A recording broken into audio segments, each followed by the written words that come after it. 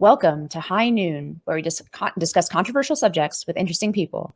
We're going to do something a little bit different today. Given the events of the last couple weeks, including, of course, the deaths of U.S. service members in Afghanistan, and really since April 14th, when the hard date for this withdrawal was announced by the Biden administration, many people in the country are losing what little threads of faith they had left, not just in the partisan ideology of the U.S. government, not just because they disagree with Joe Biden politically or his administration politically, or perhaps disagreed with the Trump administration politically, but in the basic competence of our leaders and our elite class.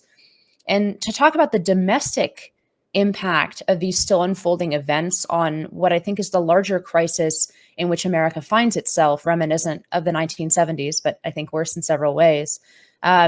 This larger crisis of trust that America finds itself in, I actually brought back Emily Jashinsky. So Emily is a woman who wears many hats. She is the culture editor over at the Federalist, including hosting Radio Hour over there. She works with Young Americans for Freedom, and you may know her from her stint filling in on Hill TV's Rising, which is an independent news program that probes the possibility of a populist alliance across political ideologies. So I think she's one of the best people that we could possibly talk to about what the long-term trust impacts of the last several weeks, about what we've been watching on our TVs, is really going to be. So welcome, Emily. Thanks for having me back, Inez. So you and I are always citing to this one Pew Poll, right, that shows that trust in every single American institution, whether that's Congress or the president, or whether it's big business or tech companies, whether it's Hollywood, basically, whether it's any or even religion and churches, organized religion, every single one of those numbers is well below 50%. And has been for quite some time. But the two bright spots on that poll were always small business and the military. We now find ourselves in a situation where, due to a combination of this global pandemic and decisions made by the leadership class and by the political class, small business is in extremely rough shape. I think the word decimated could be used. And now we find ourselves watching as the top brass of the military have made apparently not just bad, but completely incompetent calls in this withdrawal. Again, regardless of what your ideology is, regardless of whether you think we should have or should not have withdrawn from Afghanistan, it seems to me that there's sort of a bipartisan failure here, by ideological failure here of the top brass to actually conduct this operation in a way that kept our service members alive, that was orderly, that allowed our Afghan allies to get out in time. I mean, what is the impact? What are those little numbers on the Pew Poll going to do with regard to the military, which was essentially the last institution, at least the leadership of the military, the last institution that really brought left and right together in terms of actually having some trust in that institution? And as you say, it's not merely about the numbers being low, it's about the trajectory. And that's, I think, where things get particularly alarming, is to see how quickly this is, like with the media, for instance. This is something that's happened over time, but when you look at certain institutions, the dip has happened really quickly and doesn't seem to be reversing in any sort of like really quick way as well, and that it was just like an anomaly for a couple of years. That's not what's happening. We're seeing like pretty rapid acceleration of distrust following this longer pattern of declining distrust. And so when it happens really quickly, that's very, very destabilizing. And to your point about the military, it's absolutely a bipartisan failure. The public recognizes that. It's not as though the public blames Biden. It's not as though the public blames just George W. Bush. The public blames our leaders. And this is so easy to forget because our political memories are so short, because news cycles are so fast. But Donald Trump in 2015 on the primary campaign trail was talking constantly about forever wars. He was talking constantly about the overextension of the military in the Middle East. This was a huge element of his campaign, and it's a big reason that he was so successful in that primary, because he could, and I should say in the general, because he can pin that as somebody outside the political establishment very clearly. And by the way, as somebody who was skeptical of the war in Iraq, he could pin that very clearly on every single one of his opponents in 2015 in the primary and in 2016 when it came to Hillary Clinton. That was actually just one of those things that just made him so palatable and gave him credibility. And when we think about how that's a statement on the public's interpretation of institutional failure, it's important, because the public's interpretation of failure is not as partisan as a lot of people think it is. It's like Donald Trump, and that's not to say like the American public was like 90% in favor of Donald Trump. We know that's not the case. We know that there are a lot of people that do still have very firm partisan ideologies that either meant they supported Donald Trump firmly, or they supported Hillary Clinton or Bernie Sanders or whoever it is very firmly. But there's a big chunk of the public that is just utterly sick of the political establishment. And what the political establishment is not prepared to deal with is that they are right. They are right. It is actually good news. This is the sort of the contrarian perspective, but it's important. It is good news that public trust in all of these institutions is low. It would be terrifying if public trust in these institutions was high, because all of these institutions deserve our distrust. They have failed the public, they have failed their consumers and their voters and their constituents over and over and over again. They've done it in major ways. In some cases, like the military, for instance, they've done it in ways that have been repeated, and they've gone on trajectories that have not been course corrected. They haven't undergone necessary course corrections over and over and over again. In the case of the military, it's happening with people's children, their husbands, their wives, their brothers and sisters. It would be terrifying to me if trust in these institutions was high. So, but what the political establishment is not prepared to deal with, like they can whine about institutional distrust as much as they want, but they're not in any position to say that they're culpable for it, right? It's the racist rubes who are turning to white nationalism and voting for Donald Trump because the factory town moved, and that's the elite narrative, and elites are not prepared to take any of the blame whatsoever. The blame is squarely on the deplorables. It's squarely on the partisan Republicans, and they're in no position to really internalize. And we saw this after Donald Trump was elected. Like the week after he was elected, we saw suddenly this like introspection in the media. You had Dean Baquet of the New York Times, executive editor, saying, we don't get religion. We need to do a better job. The New York Times of 2021 has undergone no course correction whatsoever. That lasted for about a week. And I think we see the same thing over and over with other institutions. They are so immersed in they're so high in their own supply that they're incapable of serious introspection beyond the gesture, and that's dangerous.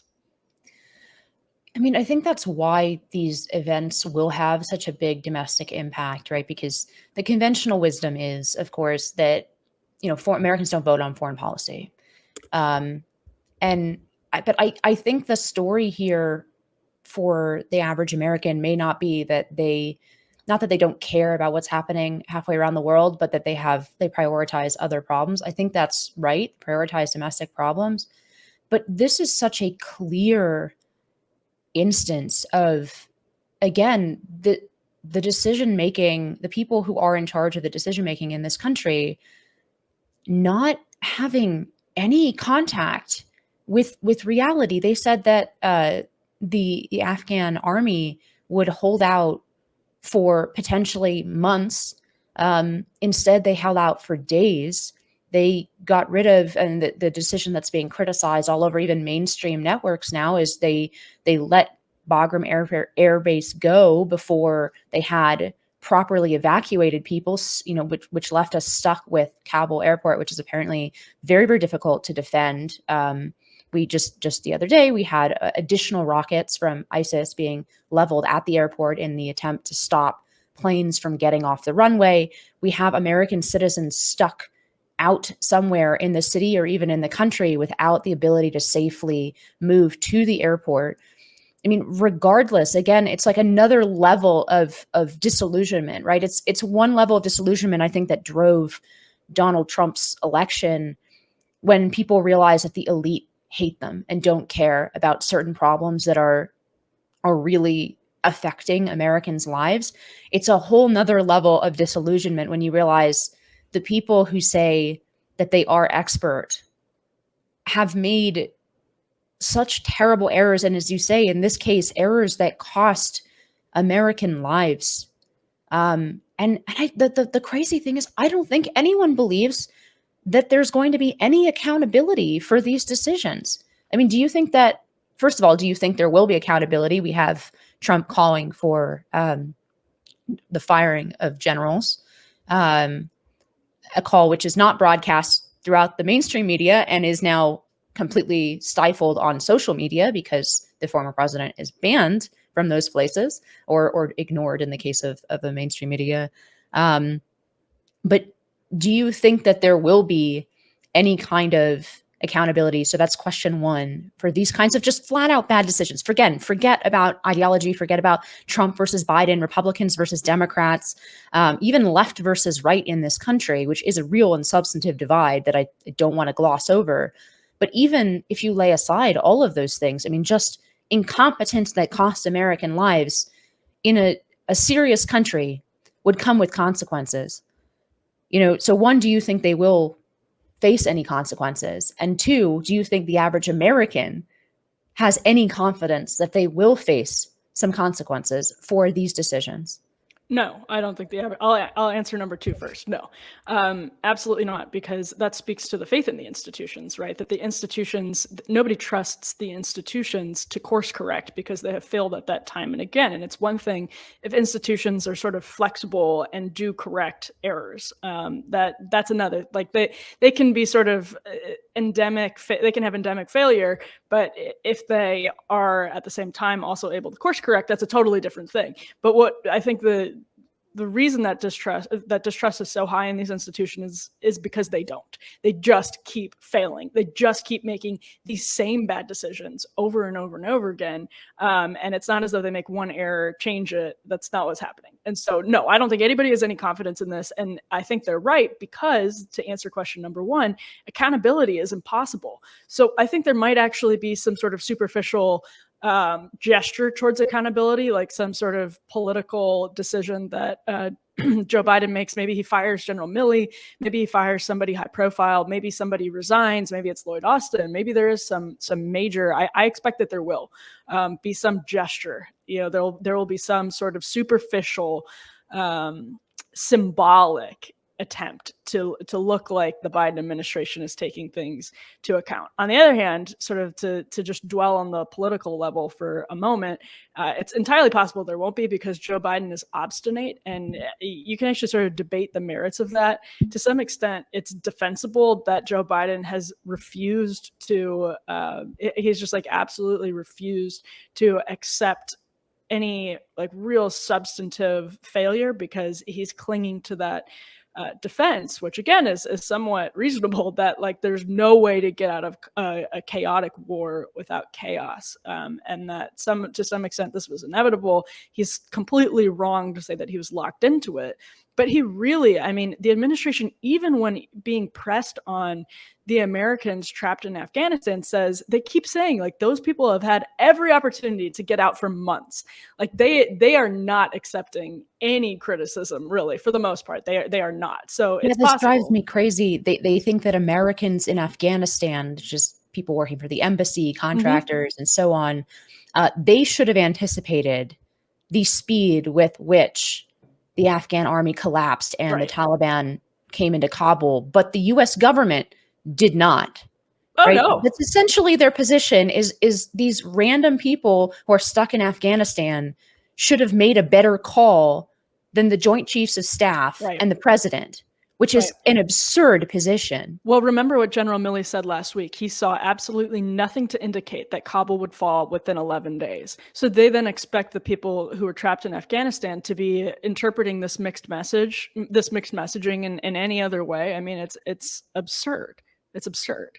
But that does speak to the possibility that Biden doesn't even take a step towards accepting any responsibility, because he's and this is like, you hear this from some of the leaks, this becomes clear from some of the leaks, that Joe Biden actually was like very, very entrenched in his decision that this is a war we are on the path to get out of, and there's nothing that's going to stop me from doing it. I'm not going to delay it. I'm not going to take this advice or that advice that would look like an escalation or would look like a delay, because we're getting out.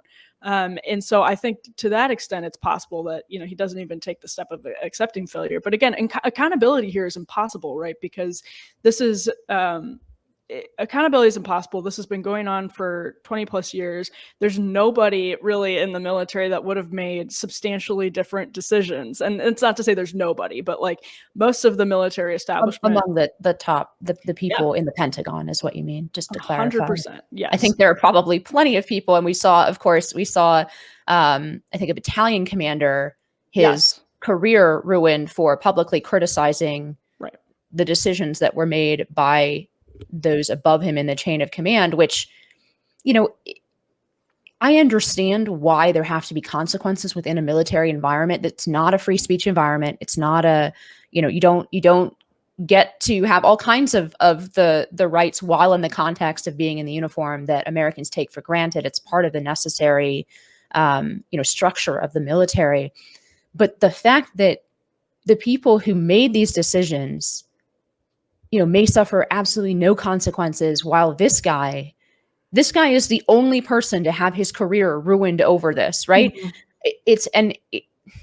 I guess, let me ask you this. Where do we go from here? Because it seems like there is a combination of boiling anger out there at the people who aren't suffering any consequences for making these terrible decisions.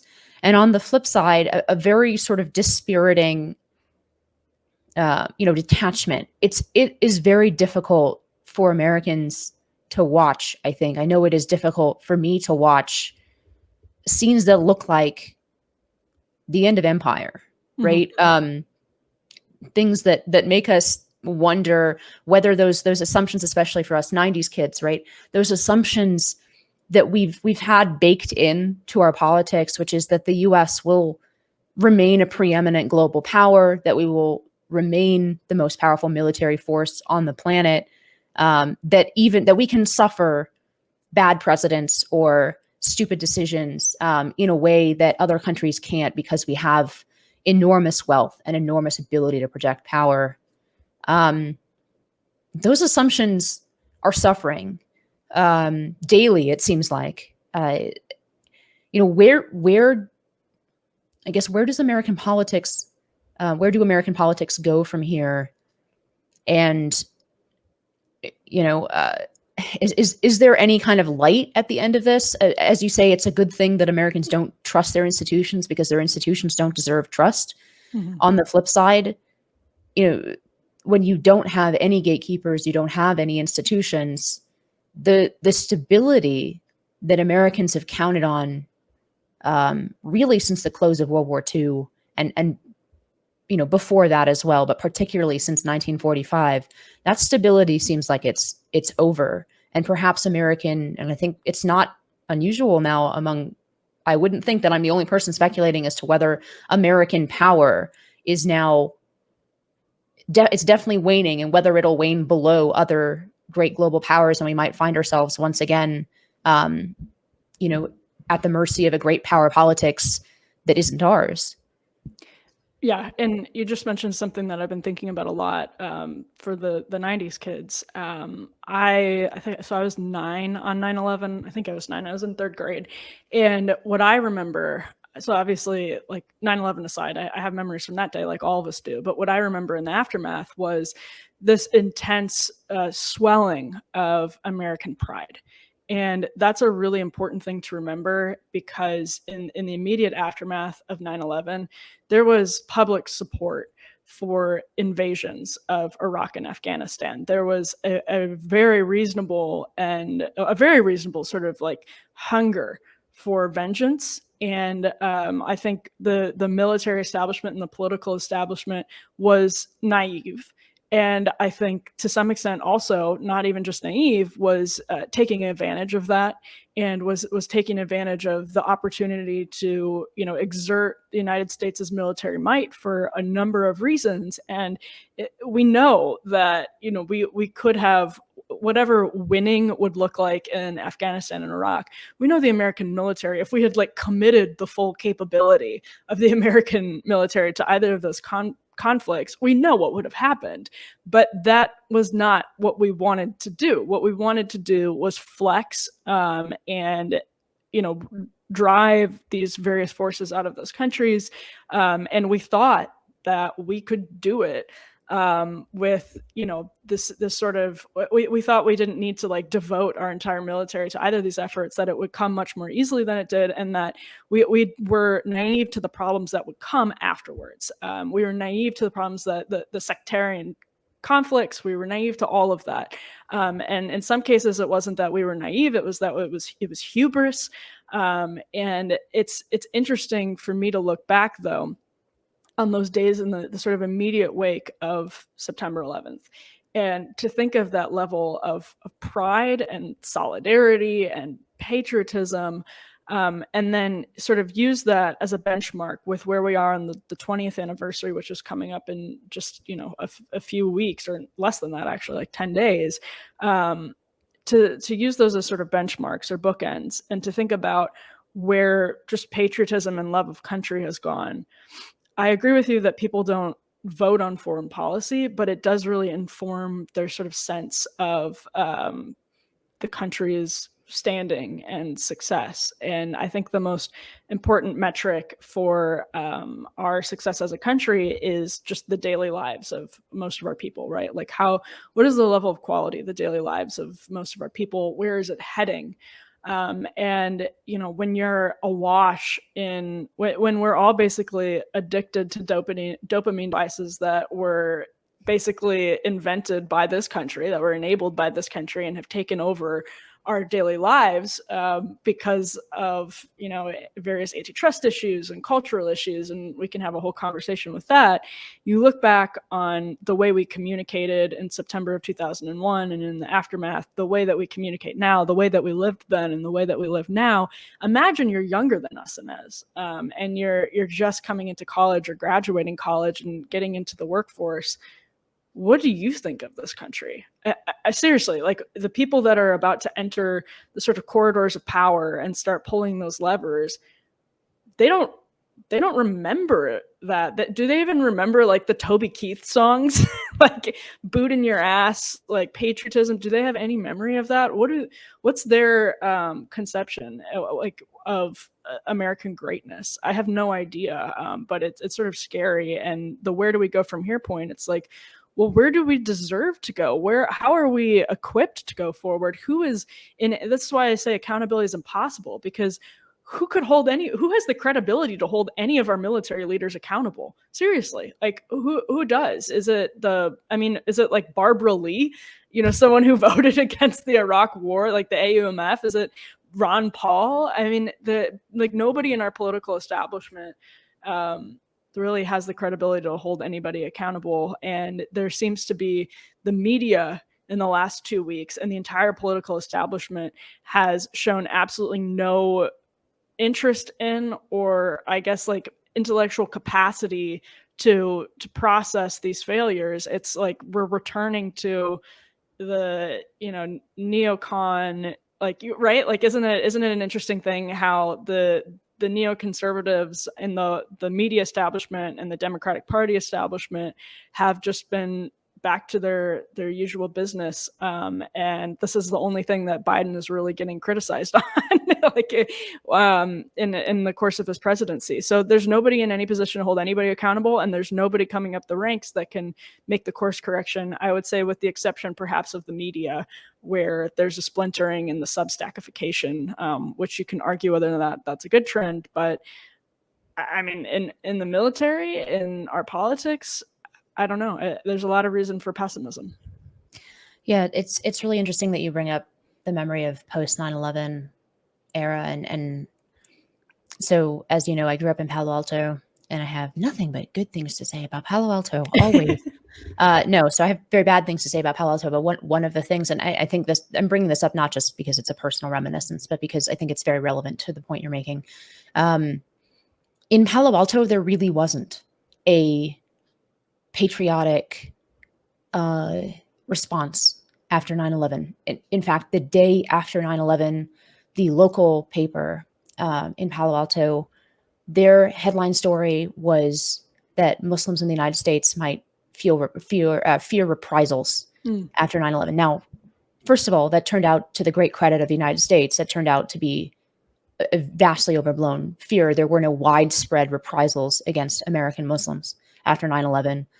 But the fact that the day after this level of attack had hit the homeland, and I think it's relevant because Palo Alto is now in charge, right? The elites in Palo Alto are fundamentally globalist.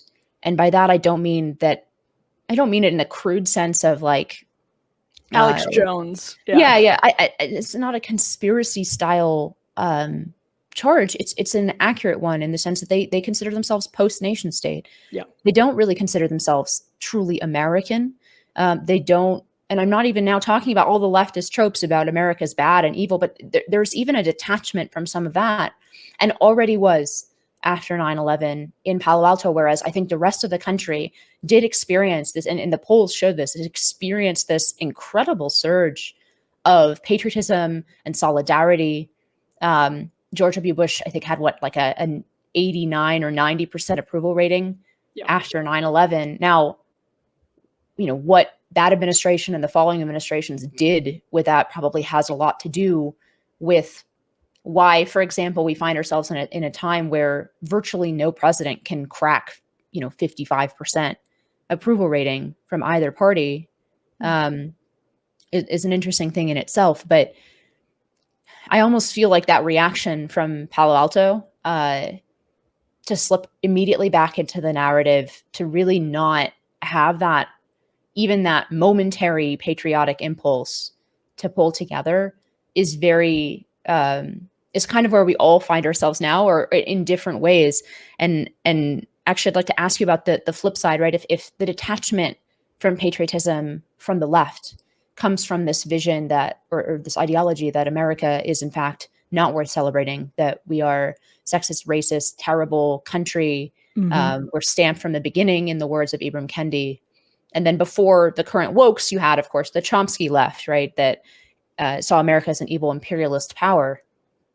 On the flip side, on the right, as American empire and power become more synonymous and more reflective of where we are at home, meaning that these same woke elites are in charge, and their values are what we are projecting into the world, which America is still very good at culturally projecting things into the world. I don't think that there's any, eventually we could lose that power, but for now, American cultural projection of power is, incredible.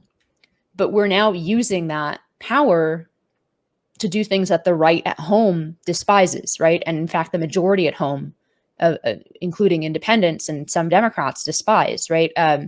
The symbolism of running the rainbow flag outside of our embassy in Kabul is hard to ignore.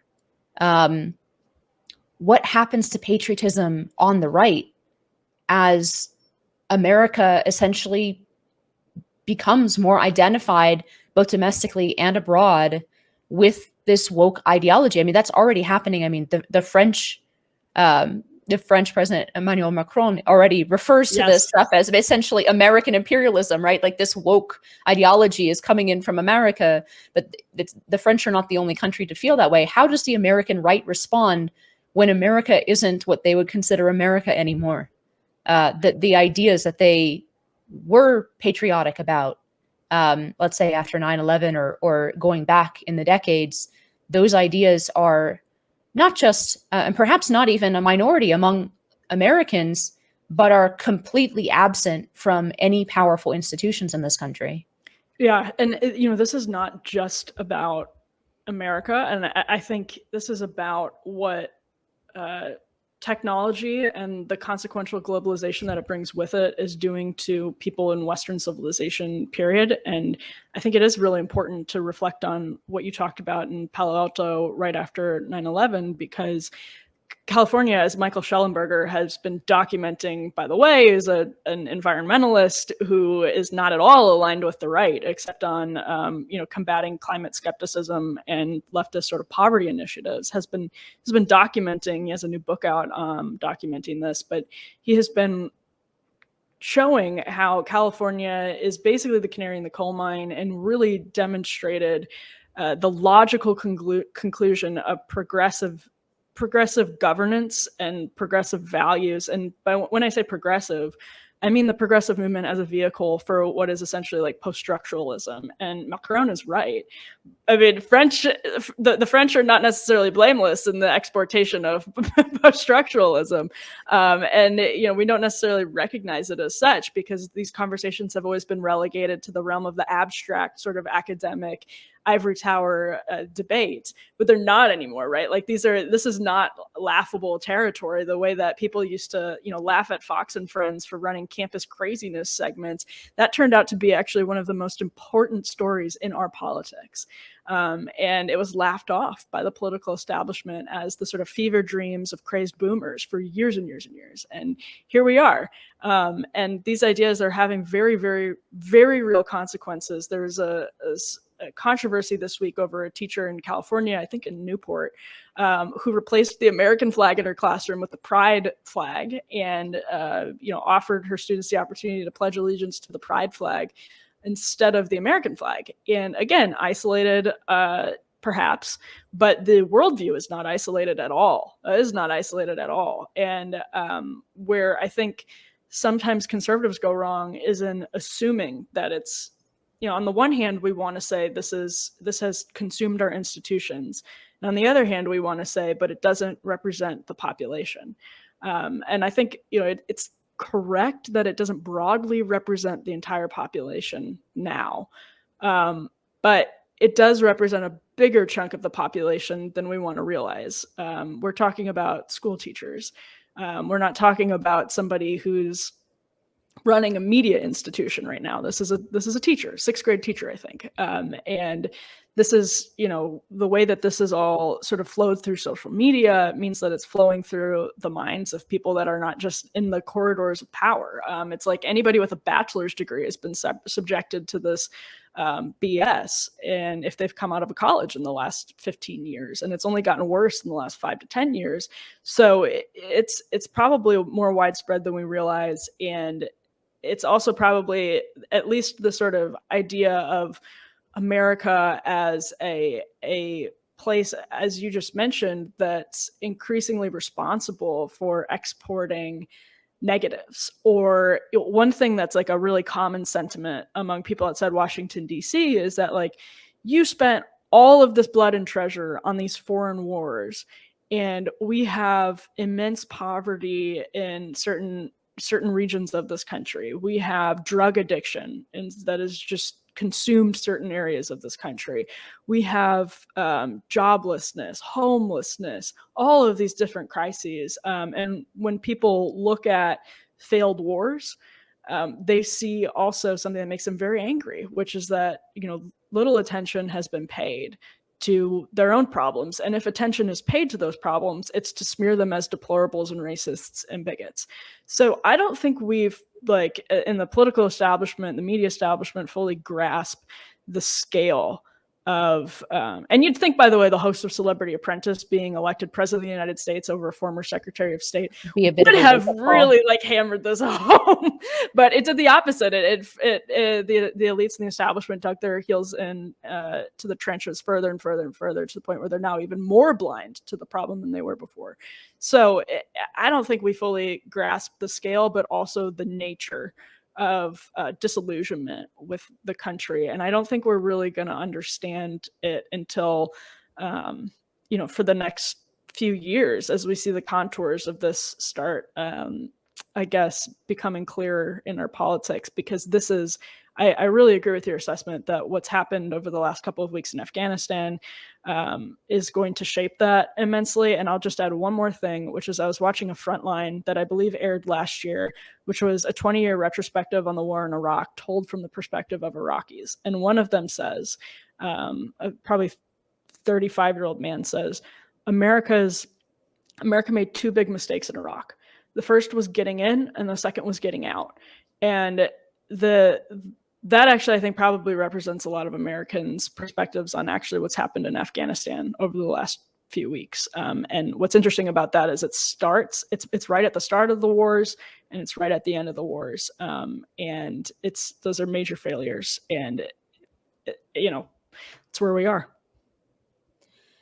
If we agree, because there is, I think, this broad disillusionment that you're talking about, and there are really two flavors of it, because you are referencing a left that looks abroad at these failures and essentially sees the failure of nation building at home, right? In terms of not offering, for example, universal healthcare or other expensive social safety net solutions, quote unquote. And then a right that sees that failure, I think, as sort of a reason to doubt our own ability, our own really like who we are as Americans, given how far the rot has proceeded into our institutions, and even into the military now, which I think was a really hard pill for the right to swallow, just like it was a hard pill to swallow that the intelligence services in this country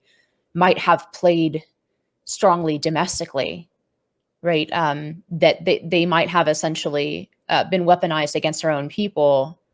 That was really hard, particularly for the right to swallow, right? Because the right was the law and order, at least they had enormous amount of faith in police and intelligence services, in the military. That was very much a part of the American right. And now I think a lot of people really feel sort of disconnected and disillusioned that even these institutions that were not sort of the media or the university professors or people or institutions that we would expect over time to lean left, that these intelligence services or law enforcement agencies or military agencies had sort of slipped into the same dominant narrative. That was very depressing for the right. But you've pointed out, so you've spent a lot of your time in the last year filling in on Rising over at Hill TV, which is essentially a show that attempts to probe the possibility, let's say, of a left-right populist alliance. It's a show that gives voice to a populist left that is in many ways, I don't want to say anti-woke, but certainly thinks that the party has taken a wrong turn in focusing so much on woke cultural issues and pronouns and so forth, rather than on socialist spending projects. And then on the flip side, the conservative chair, which you held for some time, is one that's very skeptical of Reaganism or of the traditional three-legged stool, let's say, post the end of Cold War, and thinks that the right in this country has made some serious mistakes. Is there any hope that these two groups of American voters, who are both, I think, equally disillusioned with the leadership class and with the American elite, and both, I think, clearly see the problems with the American elite, or are they too fundamentally culturally at odds with each other over exactly some of these questions that are unresolvable in the same way that I think we fear a lot of things in our politics feel unresolvable? Yeah, you and I have talked about this. I'm of the opinion that when you have a left, and this is increasingly true of some parts of the right as well, and what some may call the integralist new right, you have to agree that there's something about the country worth preserving. And I don't see that at all on the populist left. I see it less and less on the populist right every day. And I think the populist right is at least more convinced that there's something that the system can be fixed, but there is an agreement increasingly on the populist right with the populist left that the system itself is not worth saving. That anything going forward would need to be not just a corrective, but actually raise the system of our constitutional republic and replace it with something different. And on the right, this is taking some interesting forms, that, the Enlightenment, the stamp of wrong-minded Enlightenment thinking on our Constitution was always taking us into the wrong direction. It's what enabled sort of the tech takeover that we're all grappling with right now. And on the left, it's this idea that we are irredeemably stamped with the Kendi, like you were saying, Inez, the sort of the Kendi-ish problems with the country, that we're irredeemably stamped with racism, that we are not exceptional in any sense except for having been exceptionally capitalist and imperialist. And that I don't think is historically accurate. And we've talked about this. I've done full podcasts with your wonderful husband, Jarrett, about this. I don't think that's historically accurate. But it does really inform the worldview of the populist left. So if you can't agree that there's something worth preserving here in the United States, I think as much as we can find agreement on the folly of wokeism, as much as we can find agreement on antitrust issues, as much as we can find agreement on tech, as much as we can find agreement on the failures of the elites in the military, you can go down the line. As much as we can find agreement and consensus and shared ground there, if you can't cobble together a serious coalition of people that believe this country is worth preserving and there is something exceptional about this country, which, by the way, is so common in other countries. I mean, we act like American exceptionalism is unique to the United States and it's uniquely nationalist or even ethno-nationalist. It's not. In other countries, there's immense pride. And there is a feeling that, France is exceptional. And again, you could keep going down the line. But if we can't come up with that in our country, which, by the way, is exceptional and is the greatest force for good that, has ever existed on this planet in terms of countries, I just don't see how that coalition can possibly accomplish anything fundamental or substantive. So I guess my big question for you when you advance this idea is, I think that's true among people maybe in our circles who are way too focused on sort of the minutia of ideology. And this has been a critique of mine of the new right in some ways. I think they transform what are essentially political impulses into grand theory that I don't know, the lesson that I took, as opposed to maybe, and I count many of these people as friends, like Sorab Ahmari or some of the more new right folks, the lesson that I took from 2015, 2016, and the years since then has been that actually the American public is much less ideological than I thought they were. In the same way that I don't think that it's inconsistent to post huge numbers for wanting to get out of Afghanistan and not wanting to see America sort of humiliated in this way, in this disorder. I think there is a middle ground there. And I think actually most Americans have that more pragmatic impulse about foreign policy. I think that's kind of true about politics as well, even where I totally disagree with it, right? So is there the possibility, for example, that we could truly clean house in essentially a populist wave that includes some elements of the left and right? I mean, it has happened before in American history. As much as we revere the founders, and I do revere the founders, and after sort of that first generation had moved on, had either gotten old or passed away and had removed themselves from politics, there was this feeling that there was a uniparty in Washington and that the same people had been in charge for 30 years, and that they were out of touch with the problems of this young and growing country, which is what swept the Jacksonian Revolution, which was a populist revolution in many ways, into power. And I mean, similarly, FDR being the most popular president in modern American history, right, won 4 elections,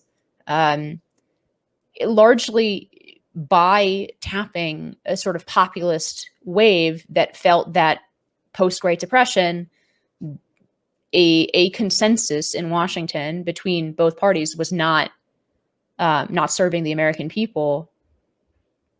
And then I think the Reagan Revolution was also in many ways a populist revolution, which is funny because some of the new right folks tend to forget that, but it was.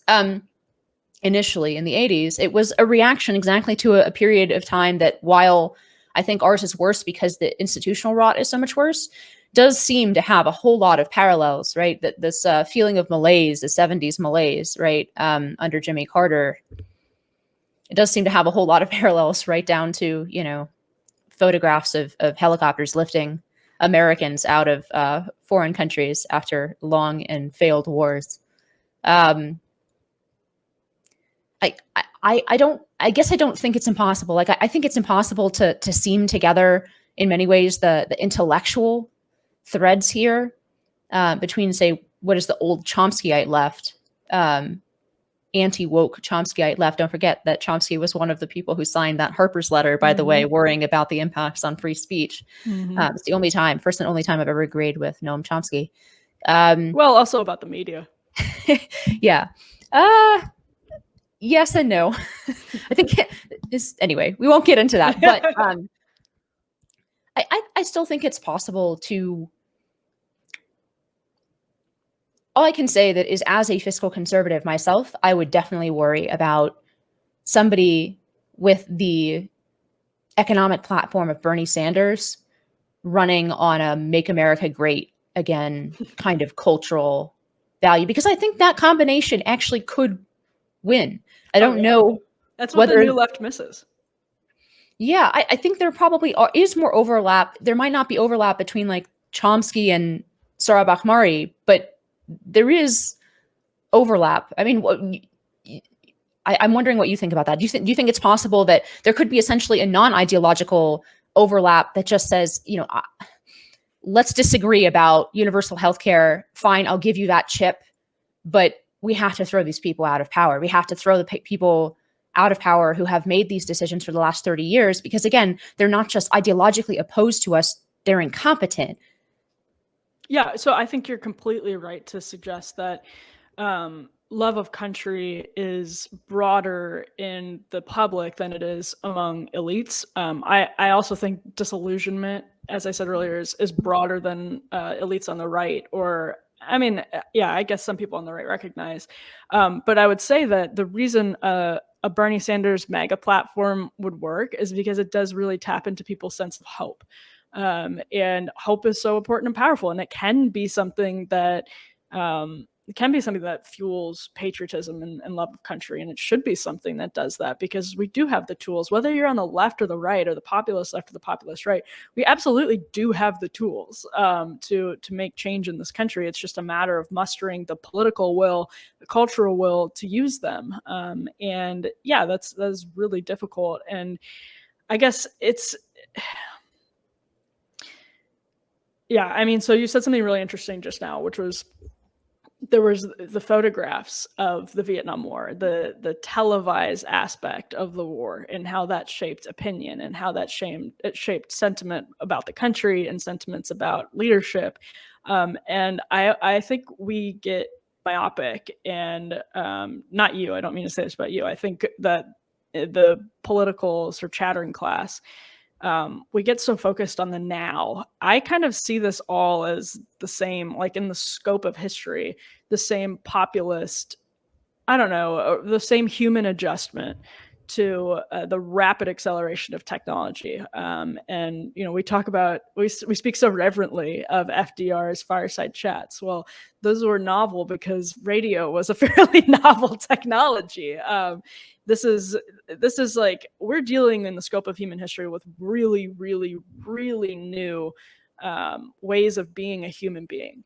Like, just what it means to live daily life as a human has changed, if you're somebody in the West, dramatically, not just in the last 10 years, because it has, but also in the last 100 years.